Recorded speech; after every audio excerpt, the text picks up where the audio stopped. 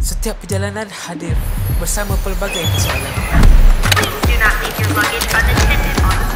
Dan di Singapura, segala persoalan saya terjawab dengan penuh kepujaan.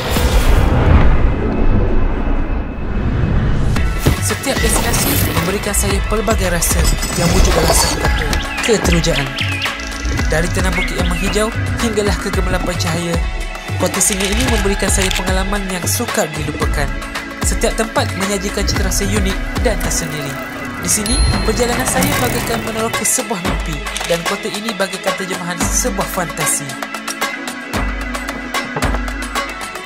Dari tumbuhan meliar di sebalik kubah hingga ke deruan air terjun dalam binaan.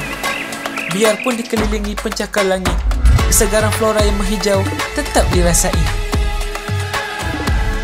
Ia bukan tentang ke mana kita melangkah, tetapi bagaimana seluruh rasa menjadi satu. Yang pastinya, Singapura memberikan cerita dan pengalaman yang akan kekal mengujakan sampai bila-bila.